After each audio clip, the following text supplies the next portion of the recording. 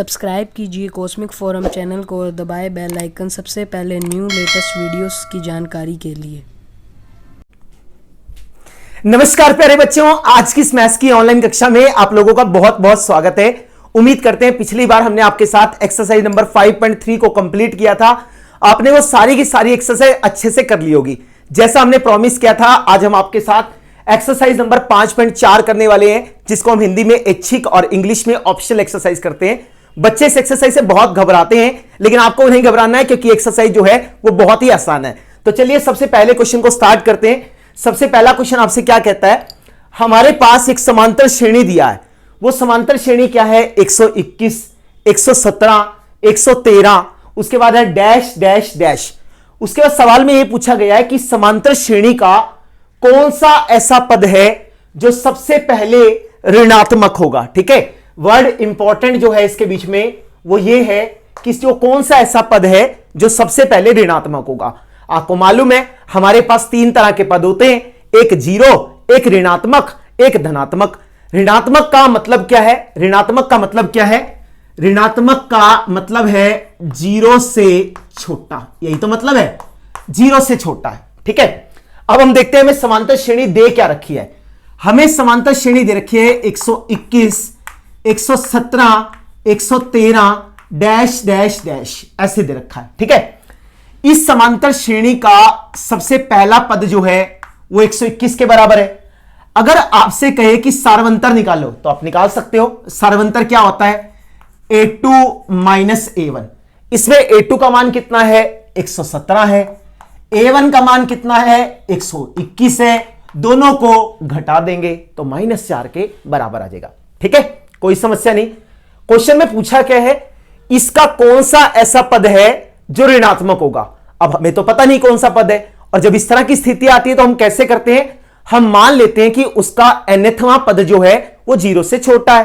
तो हमने ऐसा मान लिया कि इसके बीच में लास्ट में जाके एक an पद आता है। ठीक है, तो हमने मान लिया, माना an पद, माना an पद पहला, माना an पद पहला ऋणात्मक पद है। हमने मान लिया जो an है वो क्या है, पहला ऋणात्मक पद है। ठीक है, अगर ये ऋणात्मक पद है तो इसका मतलब आपको बिल्कुल भी संकोच नहीं होना चाहिए इसको लिखने में। अरे भाई ठीक है, जो an है वो ऋणात्मक पद है। ऋणात्मक क्या होता है, जो जीरो से छोटा होता है। इसका मतलब an जीरो से छोटा होना चाहिए। ठीक है जी, चलो बहुत बढ़िया चीज है। an का सूत्र लगा दो। an का सूत्र है a जमा n माइनस 1 इंटू में d, किससे छोटा आएगा, जीरो से छोटा आएगा। सही है। अब यहां पे मान लगाते हैं, a का मान कितना है, a का मान है 121, n का मान हमें निकालना है, और जो d है उस d का मान कितना है, -4, जीरो से छोटा। बहुत सारे लोग इसको देख के घबरा जाते हैं। आपको इसको देख के घबराना नहीं है, ये बिल्कुल वैसे ही काम करेगा जैसे इक्वल टू काम करता है। ठीक है जी, चलो इसको लिखते हैं, 121 आ गया। इस -4 की गुना n से करेंगे तो आएगा -4n। इस -4 की गुना -1 से करेंगे तो +4 होगा, जीरो से छोटा हो जाएगा। 121 में 4 को जोड़ा, जब 121 में 4 को जोड़ेंगे तो हमारे पास आएगा 125, -4n, जीरो से छोटा हो जाएगा। ठीक है, अब हम क्या करेंगे, 4n को उधर ले जाएंगे। जब उधर लेके जाएंगे तो किसका हो जाएगा, प्लस का हो जाएगा। तो हम यहां से लिख सकते हैं 125, this will be less than, ये इधर चला जाएगा, जीरो जमा में क्या आएगा, 4n। तो आप देख सकते हो 125 लेस देन 4n, है ना। यहां पे 4 किसका है, गुना का, इसके नीचे ले आओ, भाग का हो जाएगा। तो आप इसको लिखोगे n, ऐसे हो जाएगा 125/4। फिर हमने क्या किया, n को 125 से भाग कर दिया। जब आप 125 को 4 से भाग करेंगे तो 4 तिये 12, 5, 4 एकम 4, है ना, एक आ गया, ना जाने की जीरो उतार लेंगे, 4 दूनी 8 आ जाएगा, है ना। फिर किससे जाएगा, 5 से जाएगा, तो 4 पंजे 20, पूरा का पूरा कट जाएगा। इसका मतलब n का जो 31.25 है वो n से छोटा होना चाहिए। या फिर मैं इसको ऐसे भी लिख सकता हूं कि जो n है इसका मान 31.25 से बड़ा होना चाहिए। अब आपको मालूम है 31.25 से बड़ी प्राकृतिक संख्याएं क्या क्या होती है, 32 हो सकती है, 33 हो सकती है, 34 हो सकती है, 35, 36, 37 कुछ भी हो सकती है। तो इससे जस्ट अगला कौन सा आएगा, n बराबर क्या आएगा 32। ठीक है, 31.25 से जस्ट अगला पूर्ण संख्या या पूर्णांक या प्राकृतिक संख्या कौन सी होती है 32। अब 33वां पद निकालोगे वो भी नेगेटिव होगा, 34वां निकालोगे वो भी नेगेटिव होगा, 35वां निकालोगे वो भी नेगेटिव होगा। लेकिन उससे हमसे पूछा क्या है, उससे हमसे यह पूछा है सबसे पहला ऋणात्मक पद कौन सा है। तो 31.25 के जस्ट अगला पद कौन सा आता है 32 आता है। तो आप ये लिखोगे 32वां पद, जो 32वां पद है वो प्रथम ऋणात्मक पद होगा, प्रथम ऋणात्मक पद होगा। ठीक है, अगर आप 33वां निकालोगे वो भी नेगेटिव आएगा, 34वां भी नेगेटिव आएगा, 35वां भी नेगेटिव आएगा। लेकिन उससे हमसे सवाल में क्या पूछा, पहला ऋणात्मक पद। तो 31.25 से जस्ट अगला बड़ा नंबर कौन सा है 32 है, जो एक प्राकृतिक संख्या होती है। आपको मालूम है पदों की संख्या हमेशा प्राकृतिक होती है, इसलिए जो n बराबर 32 है वो इसका पहला ऋणात्मक पद होगा। ठीक है जी, तो उम्मीद करते हैं क्वेश्चन आपको समझ में आ गया होगा। एक बार दोबारा से समझा देता हूं। एक एपी हमें दे रखा था, आपसे कहता है मुझे यह बताओ इस एपी में कौन सा ऐसा पद है जो पहला ऋणात्मक होगा। ऋणात्मक का मतलब 0 से छोटा होगा। तो मुझे नहीं पता, मैंने मान लिया कि जो an है वो 0 से छोटा है। ठीक है, अगर an 0 से छोटा है तो an का हम सूत्र लगा सकते हैं a प्लस का n-1 इंटू डी, 0 से छोटा।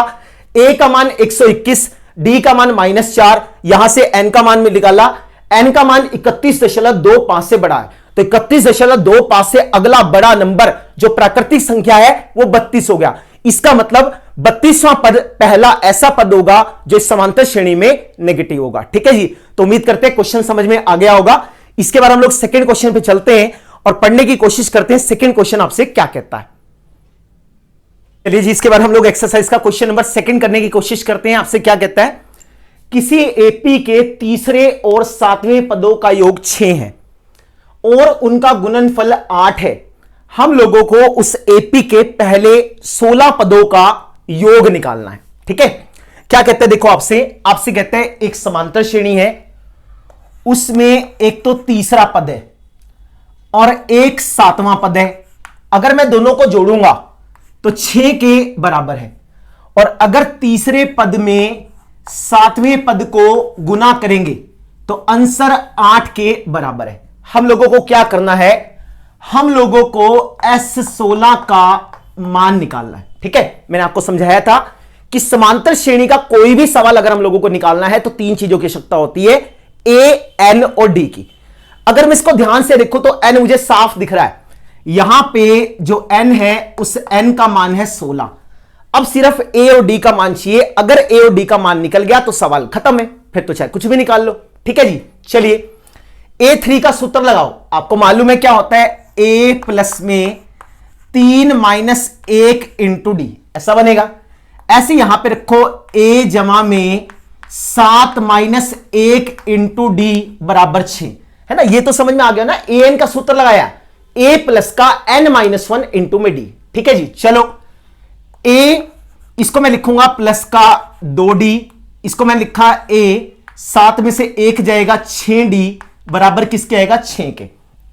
A में A को जोड़ो, 2A आ गया, 2d में 6d को जोड़ेंगे तो 8d आ जाएगा, किसके बराबर आएगा 6 के बराबर आएगा। यहां से 2 को बाहर निकाल लो तो A जमा में 4d 6 के बराबर आ गया। तो A जमा में 4d 6/2, इसको काटेंगे तो 3 आ जाएगा। आप यहां से A का मान निकाल सकते हो, तो A का जो मान आएगा वो 3 माइनस का 4d आ जाएगा। ठीक है, 4d प्लस का था, उधर ले जाएंगे तो किसका हो जाएगा माइनस का हो जाएगा। ठीक है, अब चलते हैं इसके ऊपर। A3 को अभी अभी हमने हल करा, क्या था A जमा में 2d ऐसे आएगा, और A7 क्या था, A7 हमारे पास था A जमा में 6d बराबर किसके 8 के, ऐसे था ना भाई। A3 क्या था A जमा 2d, और A7 क्या था A जमा 6d। अब आपको क्या करना है, इस A के मान को इस वाले समीकरण में लगाना है, तो लगा दो भाई।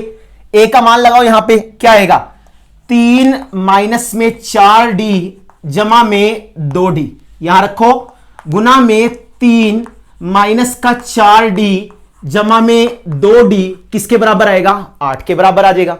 इसको हल करो, ये क्या आएगा? 3 माइनस का 4d और प्लस का 2d तो कितना हो गया? माइनस का 2d, ऐसा बन जाएगा। इसको लिखो, ये क्या बनेगा? ये क्या बनेगा हमारे पास? 3 माइनस का 4d है ना, यहां पे क्या है? 6d है, 2d नहीं है ना, यहां 6d है। इसको लिखेंगे तो हमारे पास आएगा 3, 6 में से 4 जाएगा, 2d बराबर किसके आएगा? 8 के। तो अब आपको स्पष्ट दिख रहा है a minus B A plus B, सूत्र आता है आपको? अच्छे से आता है ना। a की शक्ति 2 माइनस में b की शक्ति 2 और बराबर में 8। इसको लिखो 9 माइनस में 4d की शक्ति 2 बराबर 8। इसको इधर लेके आओ, 9 माइनस 8 बराबर में 4d की शक्ति 2। इस 4 को नीचे लेके आएंगे तो 1/4d की शक्ति 2। जब हम लोग वर्ग हटाते हैं, जब भी हम लोग वर्ग हटाते हैं तो प्लस माइनस का निशान आता है और साथ में वर्गमूल आ जाता है। तो आप देख सकते हो d का जो मान है वो कितना है? प्लस माइनस 1/2, क्योंकि 1 का वर्गमूल 1 होता है और 4 का वर्गमूल कितना होता है? 2 होता है। आप करके देख लो ना, 1/2 का वर्ग करेंगे तो भी 4 आएगा और माइनस 1/2 का वर्ग करेंगे तो भी 4 आएगा। अब हमें करना क्या था? अब हम लोगों को a और d का मान निकालना था। अब a किसके बराबर है? 3 माइनस 4d के। आप ऐसा करो, d को 1/2 रख दो तो a का मान क्या आएगा? 3 माइनस का 4 गुना 1/2। इसको काटेंगे तो आएगा 3 माइनस 2। तो 3 माइनस 2 करके तो कितना आंसर आ गया? 1 के बराबर आ गया। ठीक है जी, कोई दिक्कत वाली बात नहीं। चलिए आगे d का मान माइनस 1/2 भी है, उसको भी लगा दो। तो d की जहां पे रखा माइनस का 1/2 तो a बराबर आ गया 3 माइनस का 4 माइनस का 1/2। इसको काटूंगा, 2 दूनी 4, 3 में 2 को जोड़ेंगे। जब 3 में 2 को जोड़ेंगे तो हमारे पास 5 के बराबर आ जाएगा। ठीक है, जब हम लोग 3 में 2 को जोड़ेंगे तो हमारे पास 5 के बराबर आ जाएगा। अब a का मान भी आ गया, d का मान भी आ गया। हम लोगों को क्या निकालना है? हम लोगों को S16 का मान निकालना है। तो हम लोग S16 का मान निकाल देंगे, उसको मैं यहां लिख रहा हूं। ठीक है, आप यहां लिख देना। a का मान कितना है? 1 और d का मान कितना है? 1/2। इससे मैं क्या निकालूंगा? इससे मैं S16 निकालूंगा। तो लिख सकते हो 16/2, 2 गुना 1 जमा में 16 माइनस 1 और d का मान कितना है? d का मान है 1/2। ठीक है जी, इसको लिखो 16/2, 2 जमा 16 में से 1 जाएगा 15/2। आप इसका लघुत्तम ले लो।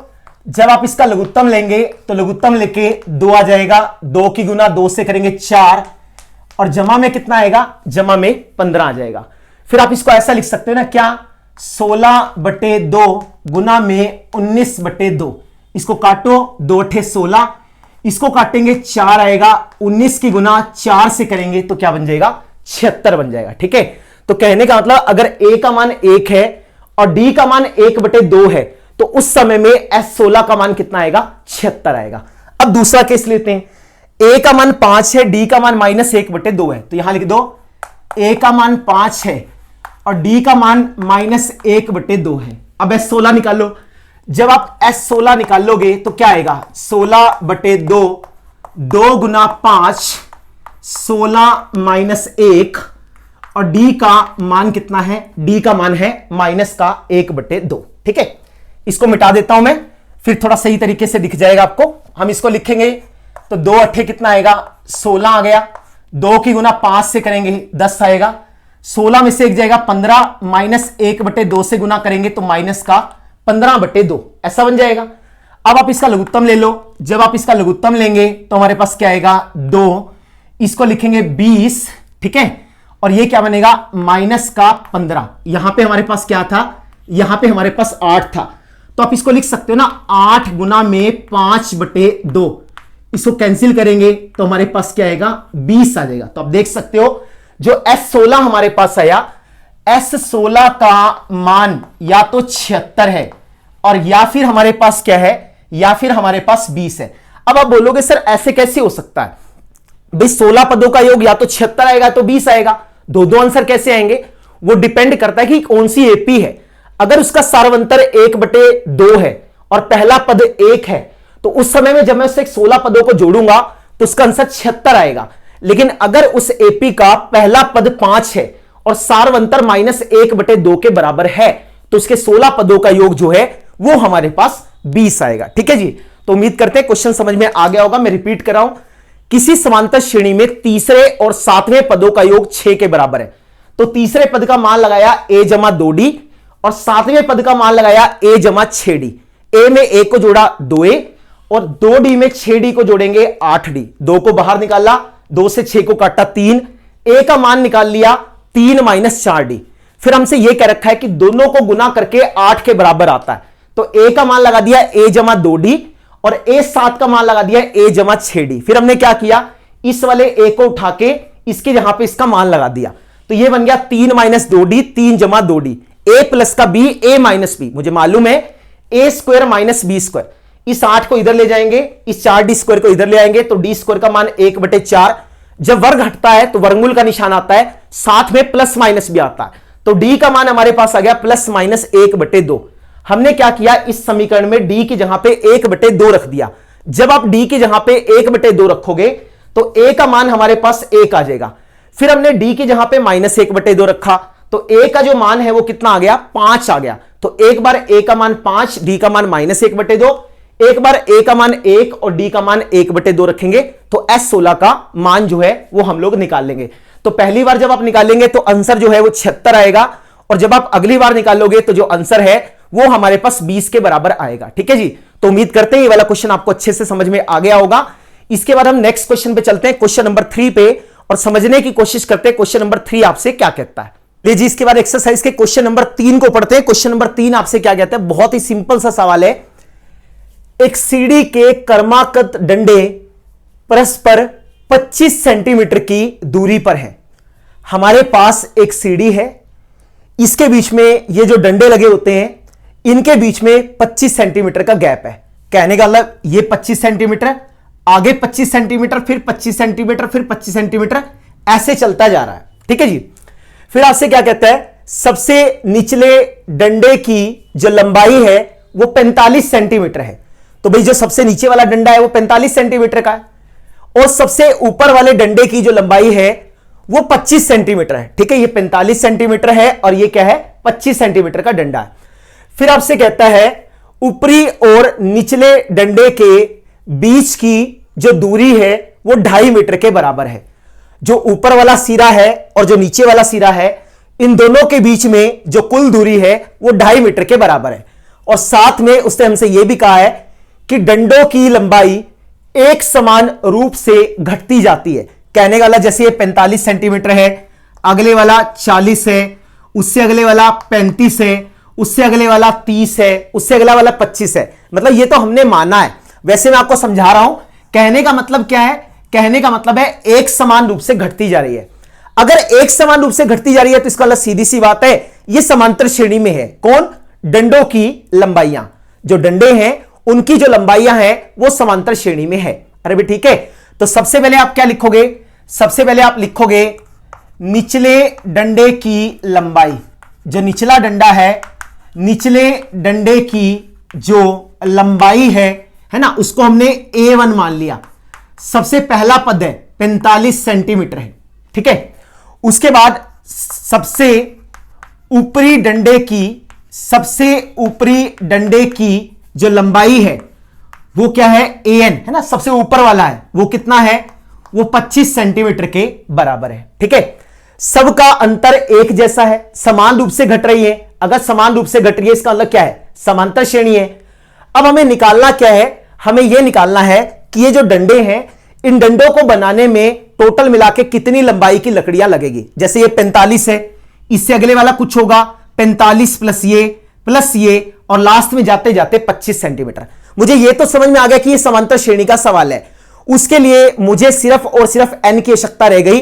अगर मुझे n मिल जाए तो मैं SN का सूत्र लगा के ये बता दूंगा कि टोटल मिला के कितनी लकड़ी की लंबाई की आवश्यकता है। ठीक है, अब डंडों की संख्या निकालने का एक सूत्र है। वो सूत्र क्या है, ऊपरी तथा निचले डंडे के बीच की दूरी। सबसे ऊपर वाला डंडा और सबसे नीचे वाला डंडा, उन दोनों के बीच में कितनी दूरी है उसको भाग करेंगे दो क्रमागत डंडों के बीच की दूरी और जमा में 1। इसको उदाहरण से मैं आपको समझाने की कोशिश करता हूं। मान लीजिए हमारे पास एक ऐसी सीढ़ी है, ये सीढ़ी है, ठीक है, उल्टी बना दी मैंने, थोड़ी सी ऊपर से पतली हो गई, नीचे से ऐसे ऐसे बना लेते हैं ताकि आपको थोड़ा सा और सही रहे, है ना। ए ऐसे करके कैसे बनाएंगे, ए ऐसे, चलो ये बना लिया। अब ठीक है, अब मेरी बात ध्यान से सुनना, 1 2 3 और ये क्या है 4, समझ में आ रहा है ना। 1 2 3 4, मैंने आपसे बोला इसमें 2 सेंटीमीटर का गैप है, 2 सेंटीमीटर का क्या है, 2 सेंटीमीटर का गैप है, ठीक है जी। तो मुझे ये बताओ सारे के सारे समान समान दूरी के ऊपर है। अगर समान दूरी के ऊपर है तो टोटल मिला के ऊपर से नीचे तक लंबाई कितनी होगी, ये 2 सेंटीमीटर, ये भी 2 सेंटीमीटर, तो टोटल मिला के कितनी हो गई, 6 सेंटीमीटर हो गई। अगर इस सूत्र से मैं डंडों की संख्या निकालूंगा तो डंडों की संख्या कितनी आएगी, वो क्या कहता है, ऊपरी तथा निचले डंडे के बीच की दूरी कितनी है, 6 सेंटीमीटर। भाग करो, दो क्रमागत के बीच की दूरी कितनी है, 2 सेंटीमीटर। 6 को 2 से भाग करा तो 3 आ गया, 3 में 1 को जोड़ेंगे तो कितना आएगा, 4। अब आप इसे डंडों की संख्या गिनो, 1 2 3 4। तो कहने का मतलब ये वाला जो फॉर्मूला है वो बिल्कुल सही है, आपको इसको अच्छे से याद कर लेना है। अगर मुझे डंडों की संख्या निकालनी है तो सबसे ऊपर वाला डंडा सबसे नीचे वाला डंडा दोनों के बीच की दूरी बटे में 2 क्रमागत डंडों के बीच की दूरी और प्लस में 1 हो जाएगा, ठीक है। तो अब हम यहां पे डंडों की संख्या निकालने की कोशिश करते हैं इस वाले सवाल में कि जो डंडों की संख्या होगी, डंडों की संख्या किसके बराबर होगी, और वो डंडों की संख्या होगी क्या, n होगी। तो आप यहां पे लिखो डंडों की संख्या, जो डंडों की संख्या है वो किसके बराबर है, हमने क्या कह रखा है, ऊपरी तथा निचले सिरे के बीच की दूरी। ऊपरी और निचले सिरे के बीच में कितनी दूरी है, 2.5 मीटर की। तो आप इसको लिख लो, ये हमारे पास आएगा 2.5 मीटर बटे में नीचे कितना है, वो क्या कहते हैं, क्रमागत डंडों के बीच की दूरी। 2 क्रमागत डंडों के बीच की दूरी कितनी है, 25 सेंटीमीटर के बराबर है। तो आप इसकी जगह पे 25 सेंटीमीटर लगा दो और प्लस में क्या कर दो, प्लस में 1 कर दो। अगर आप ध्यान से देखोगे तो ये मीटर में, ये सेंटीमीटर में, तो इस मीटर को पहले सेंटीमीटर में बदल लेते हैं। क्या बनोगे बोलो, 2 दूनी 4 1 5, तो 5 बटे 2। मीटर को सेंटीमीटर में बदलना है तो 100 से गुना कर दो, बटे में 25 आएगा और जमा का क्या आ जाएगा, 1 आ जाएगा, ठीक है। इसको कैंसिल करेंगे तो कितना हो जाएगा, 50 हो जाएगा। 50 की गुना 5 से करेंगे तो कितना आएगा, 250 आएगा, डिवाइड बाय 25 आएगा और जमा का 1 हो जाएगा, ठीक है।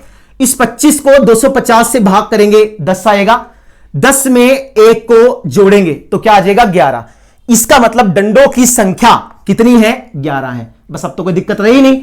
आपको मालूम है A1 का जो मान है वो 45 सेंटीमीटर है, AN का जो मान है वो 25 सेंटीमीटर है, N का मान 11 है। एक छोटे वाला सूत्र बताया था हमने आपको, तो आप यहां पे निकाल दो, SN किसके बराबर होता है, N बटे 2 A जमा में AN। याद होगा ना आप लोगों को, N की जहां पे लगाओ, N की जहां लगाओ 11, तो हमने इसको लिखा 11 बटे 2, A का मान 45 है और AN का मान कितना है, 25 है। तो हम इसको लिख सकते हैं 11 बटे 2 गुना में 45 में 25 को जोड़ेंगे 70 आएगा, इसको इससे काटेंगे 35 आएगा, इसकी गुना करो आपस में तो क्या लिखोगे, 11 पंजे 55, 5 आगे जाएगा, 11 तिया 33 और 5 कितना आएगा, 38।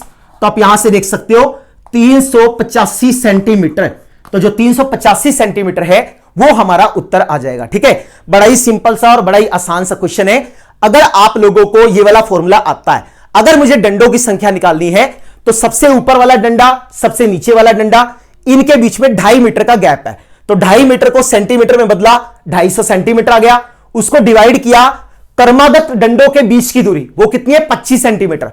तो 2.5 को 25 से भाग करेंगे 10 आ जाएगा, बीच में 1 जोड़ेंगे तो 11 हो जाएगा। तो डंडों की संख्या 11 है क्योंकि इनकी लंबाइयां समान रूप से घट रही हैं। इसका मतलब डी का मान नेगेटिव में है और साथ में ये समांतर श्रेणी है, ठीक है जी। तो हमने SN का सूत्र लगाया, N बटे 2 A जमा में AN, तो S 11 बटे 2, पहला पद 45, लास्ट वाला 25, जोड़ेंगे 70 आएगा, 2 से भाग करेंगे 35 होगा, 35 की गुना 11 से करेंगे तो 385 मीटर जो है वो हमारा आंसर आ जाएगा, ठीक है जी। तो उम्मीद करते हैं ये वाला क्वेश्चन आपको अच्छे से समझ में आ गया होगा। इसके बाद हम लोग क्वेश्चन नंबर 4 को पढ़ते हैं और क्वेश्चन नंबर 4 को समझने की कोशिश करते हैं। चलिए जी, इसके बाद एक्सरसाइज का क्वेश्चन नंबर 4 करते हैं। क्वेश्चन नंबर 4 आपसे क्या कहता है, ध्यान से समझना। आज से 2 साल पहले सीबीएसई ने जब 10वीं क्लास का पेपर बनाया था तो उसके बीच में क्वेश्चन डाला था, बिल्कुल आ सकता है, बहुत अच्छी जगह पे इसको पूछा जाता है। आपसे कहता है एक पंक्ति के मकानों को क्रमागत रूप से संख्या 1 से 49 तक अंकित किया गया है। ठीक है, कहने का मतलब है ये ना एक गली है, सीधी की सीधी पंक्ति है और इस पंक्ति में घर बने हुए हैं, घर बने हैं। ठीक है, उनके ऊपर नंबर लगाया हुआ है, पहला नंबर मकान, दूसरा नंबर मकान, तीसरा नंबर, चौथा नंबर, पांचवा नंबर, ऐसे चलते चलते चलते और लास्ट में कितना नंबर है, 49 नंबर मकान है। अरे भाई ठीक है, एक लाइन है सीधी की सीधी, उसके अंदर 49 घर है और उनके ऊपर ऐसे मार्किंग कर रखी है, पहला, दूसरा, तीसरा, चौथा, पांचवा, छठा, सातवां, आठवां, ऐसी। इससे पहले 48 होगा, इससे पहले 47 होगा, ऐसे। ये समझ में आ गया क्या कहता है। फिर आपसे क्या कहता है, दर्शाइए कि x का एक ऐसा मान है कि x से अंकित मान से पहले के मकानों की संख्याओं का योग मकान के बाद की संख्याओं के योग के बराबर है, तो x का मान ज्ञात करो। कहने का मतलब है इन घरों के बीच में एक घर ये है जिसके ऊपर हमने x को नंबर दे दिया है ना, हमने मान लिया वो x है। अब ये कहता क्या है, ये कहता है इस x से एक पहले कौन होगा। आप मुझे सोच के बताओ, हर एक के बीच में कितने कितने का अंतर है, एक का अंतर है, तो इससे पहले कौन होगा, इससे पहले x माइनस 1 होगा और इसके बाद कौन होगा, इसके बाद x जमा 1 होगा। यही मतलब है। अब वो कहता क्या है, वो कहता है इस मकान से पहले जितने भी मकान हैं उन सबकी संख्याओं को जोड़ दो। कहने का मतलब यहां से लेके यहां तक की मकानों की संख्याओं को आपस में जोड़ दो। कहने का मतलब 1 जमा 2 जमा 3 जमा 4 up to so on x minus 1। इस मकान से पहले वाले जितने भी मकान हैं सारों की संख्याओं को जोड़ दो। इसके बाद के जितने मकान हैं, इसके बाद के कौन है, इसके बाद के हैं x जमा 1, x जमा 2, चलते चलते चलते 47, 48, 49, ऐसा हमें दे रखा है कि ये जो x मकान नंबर है ना, इससे पहले जितने मकान हैं उन सारों की संख्याओं का योग और इसके बाद जितने मकान हैं उन सारों की संख्याओं का योग आपस में बराबर है। हम लोगों को x का मान निकालना है। समझ में आ गया मैंने क्या बोला। जिस दिन मैंने आपको 5.3 पढ़ाई थी, उम्मीद करते हैं हमने आपको सबसे पहले नंबर पे एक चीज सिखाया था, SN, है ना। और जब मैंने ये लिखा था तो मैंने आपसे कहा था ये समांतर श्रेणी के प्रथम n पदों का योग होता है। इसका मतलब क्या होता है, इसका मतलब होता है A1 A2 up to so on AN। अगर मैं इसको ध्यान से देखूं सारे को, तो 1 से लेके 49 तक नंबर लिखे हुए हैं। इसका मतलब ये हमारे पास एक क्या है, समांतर श्रेणी है। उस समांतर श्रेणी का सबसे पहला पद कौन है, 1 है। अगर मैं आपसे कहूं सार्वंतर निकालो तो निकाल सकते हैं। कैसे निकालेंगे, A2 में से A1 घटा देंगे, तो 2 में से 1 को घटाया तो किसके बराबर आ गया, 1 के बराबर आ गया। कोई समस्या नहीं है। अब 1 से लेके x माइनस 1 तक संख्याएं हैं, तो सीधी सी बात है, आप बोलोगे सर ये तो x माइनस 1 संख्याओं का योग है। अरे भाई ठीक है, 1 से शुरू हो रही है, कहां तक जा रही है, x माइनस 1 तक। इसका मतलब कितनी संख्याओं का योग है, x माइनस 1 संख्याओं का योग है। अब बात करेंगे इसकी, ये वाली संख्याएं तो 1 से शुरू नहीं हो रही है, फिर हम कैसे निकालें। अब मेरी बात ध्यान से सुनना, मैंने क्या किया, मैंने इसको यहां से लेके यहां तक का योग निकाला। a यहां से लेके यहां तक का पूरा योग है। ये कितना है, S49। ये कितना है, S49, पहले 49 पदों का योग। इसमें से मैंने क्या किया, ये वाली सारी संख्याएं कहां से शुरू हुई है, 1 से, और ये हमारे पास क्या है, x पदों का योग। अगर मैं उस बड़े वाले पीले में से इस वाले पीले को घटा दूंगा तो x+1 और x+1 से आगे वाली सारी संख्याओं का योग आ जाएगा। इसका मतलब मैंने क्या किया, मैंने माइनस का SX लिख दिया। इसका मतलब है कि अगर पूरे 49 में से आप x संख्याओं के योग को घटाओगे तो आपको क्या मिलेगा, x+1, x+2, x+3, लास्ट में 47 प्लस का 48 प्लस का 49। बस ये चीज आपको समझनी है। अगर आप ये चीज समझ गए फिर कोई परेशानी नहीं है, बिल्कुल आसानी से हम कर सकते हैं। मैं दोबारा से बता रहा हूं, एक घर x है, उससे पहले जितने भी मकान हैं उन सारों की संख्याओं को जोड़ दो। कहां से शुरू हो रहे हैं? 1 से, खत्म कहां हो रहे हैं? x माइनस 1 तक। समांतर श्रेणी है, प्रथम x माइनस 1 पदों का योग कितना होता है? s of x minus 1। अब मेरे को इसका निकालना था। समांतर श्रेणी में तो ये भी है, लेकिन ये पहले से तो शुरू नहीं होता, तो हमने क्या किया, पूरे के पूरे 49 पदों में से यहां तक के पद घटा दिए, तो इससे आगे जितने भी हैं वो सारे निकल आए। तो s 49 में से s x को घटा दोगे तो आगे वाले घरों की संख्याओं का योग आ जाएगा। उसके बाद हमें कुछ नहीं करना, इसके बीच में हमें SN का फॉर्मूला लगाना है और आंसर निकालना है। ठीक है, SN का फॉर्मूला आपको अच्छे से आता ही है। इसको मैं लिखता हूं x माइनस 1/2, क्योंकि n का मान x माइनस 1/2 है। 2 गुना 1 जमा में x माइनस 1 माइनस का 1, और d का मान कितना है? d का मान 1 है। मैंने क्या किया, मैंने SN का सूत्र लगा दिया। ठीक है जी, अब यहां पे लगाओ, क्या आएगा बोलो? यहां पे क्या आएगा? 49/2, 2 मल्टीप्लाई 1 प्लस में 49 माइनस 1, और d का वैल्यू कितना है? d का वैल्यू 1 है। sx का मान निकाल दो, sx का निकालोगे तो क्या आएगा? माइनस का x/2, 2 मल्टीप्लाई 1 x माइनस 1, और d की वैल्यू भी कितनी आएगी? d की वैल्यू हमारे पास 1 के बराबर आ जाएगी। ठीक है जी, तो अब हम यहां से x का मान निकालते हैं। तो देखिए x का मान कैसे निकलेगा, इसको मैं मिटा रहा हूं ताकि हम इसको थोड़ा अच्छे से समझ पाए। उम्मीद करते हैं स्टेटमेंट तो आपको अच्छे से समझ में आ गई होगी। ठीक है, बहुत इंपॉर्टेंट क्वेश्चन है, बहुत अच्छा सवाल है। ठीक है, इसको देखो क्या बनेगा, ये हमारे पास बनेगा x माइनस 1/2, 2 की गुना 1 से करेंगे 2, जमा में 1 की गुना इससे करेंगे तो हमारे पास आएगा x माइनस का 2, ऐसा बनेगा ना। अरे भाई माइनस 1 में माइनस 1 को जोड़ोगे तो क्या बनेगा? x माइनस 2 नहीं बनेगा। x माइनस 2 की गुना अगर आप 1 से करोगे तो x माइनस 2 के बराबर ही तो आएगा। इसको लिखो क्या बनेगा? 49/2। इसको लिखेंगे 2 जमा में 49 में से 1 जाएगा 48, और 48 की गुना 1 से करेंगे तो 48 आ जाएगा। उसको लिखते हैं क्या आएगा? माइनस का x/2। इसको लिखो क्या है? 2 जमा में x माइनस में 1, ऐसा बन जाएगा। ठीक है, इस वाले 2 से ये 2 कटेगा, उस वाले माइनस वाले को यहां ले आओ, क्या बनेगा? x माइनस 1/2 गुना में x। इस भाई साहब को जब उठा के इधर लाएंगे तो प्लस का आ जाएगा, x/2 आ जाएगा, बीच में क्या आएगा? बीच में आएगा x प्लस का 1। इसको लिख देंगे 49/2 गुना में कितना आएगा? 50 आ जाएगा। ठीक है, 49/2, 48 में 2 जोड़ेंगे तो 50 के बराबर आएगा। इसको कैंसिल करो, जब आप इसको कैंसिल करोगे तो क्या आ जाएगा? 25 आ जाएगा, कोई दिक्कत नहीं। अब इनको ध्यान से देखो, अगर आप ध्यान से देखोगे तो x/2 इसमें भी है और x/2 इसमें भी है, दोनों में से x/2 को बाहर निकाल लो तो x/2 बाहर आ गया, बीच में आएगा x माइनस 1।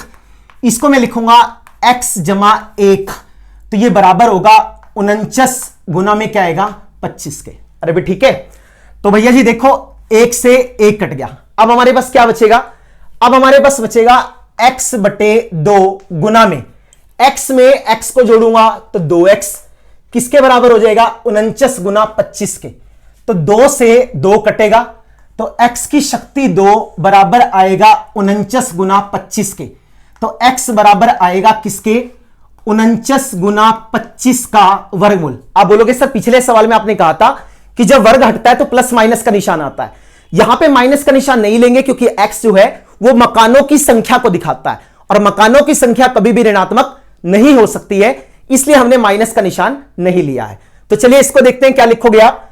इसको आप लिखोगे 49 को लिख सकते हैं, क्या लिख सकते हैं? 7 गुना 7। 25 को लिख सकते हैं 5 गुना 5। वर्गमूल में 2 का जोड़े बनते हैं, बाहर आ जाएगा तो x का मान आएगा 7 गुना 5 और बीच में बचेगा वर्गमूल 1। तो एक का वर्गमूल 1 ही होता है, तो 7 गुना 5 किया 35 गुना 1, तो कितना आ गया? 35। तो आप देख सकते हो जब हम यहां से x का मान निकालते हैं तो x का मान कितना निकल के आता है? 35। तो कहने का मतलब है 1 से लेके 49 के घर में, 1 से लेके 49 घरों के बीच में 35वां घर ऐसा है कि अगर आप 1 से लेके 34 तक जोड़ोगे और 35 से लेके 49 तक जोड़ोगे तो दोनों का जो आंसर होगा, 1 से लेके 34 तक जोड़ना है और 36 से लेके 49 तक जोड़ना है, तो जो आपका आंसर है वो सेम आएगा। ठीक है, तो बिल्कुल सिंपल और आसान सा सवाल है, सिर्फ और सिर्फ आप लोगों को इस वाली लाइन को समझना है। भाई पहले x माइनस 1 पदों का योग, 1 से शुरू हो रहे हैं तो s ऑफ x माइनस 1, इनको निकालना था तो पूरे के पूरे 49 में से यहां तक का घटा दिया तो आगे वाला निकल गया।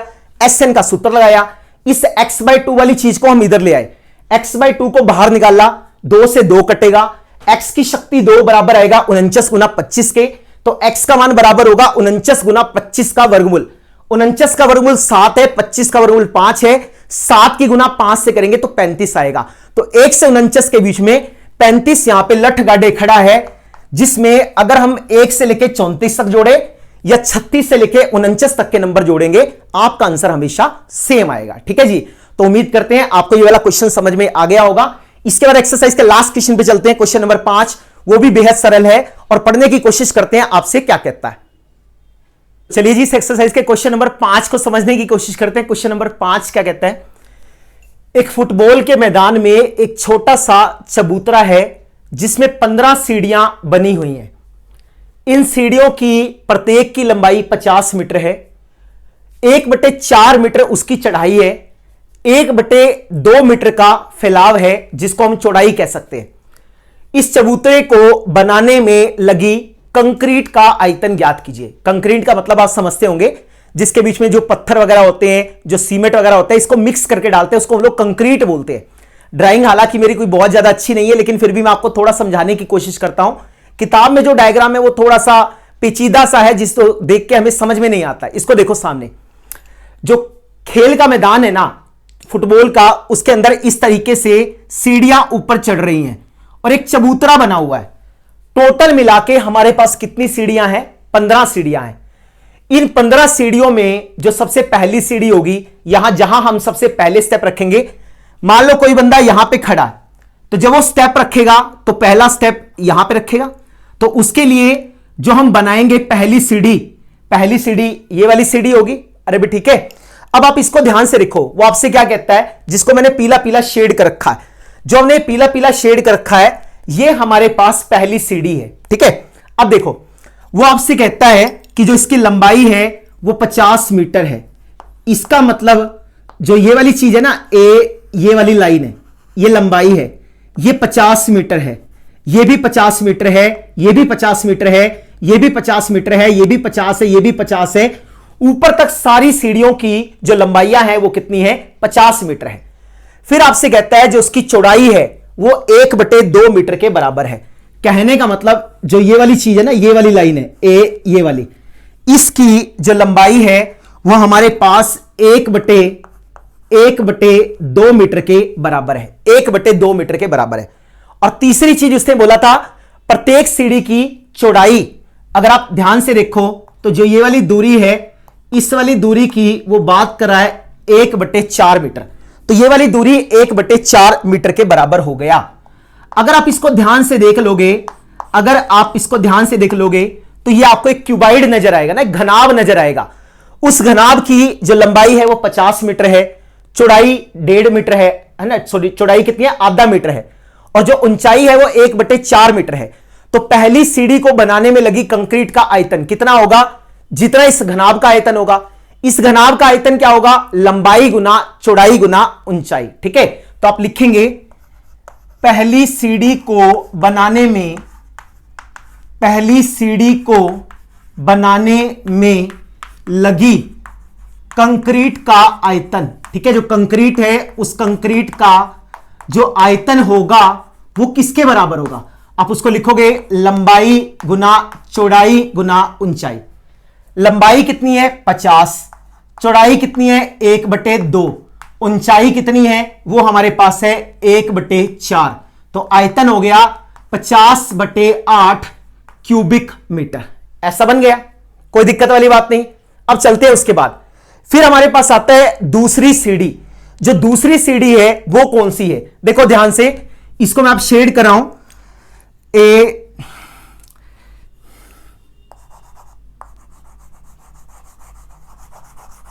जिसको मैंने अब संतरी बनाया।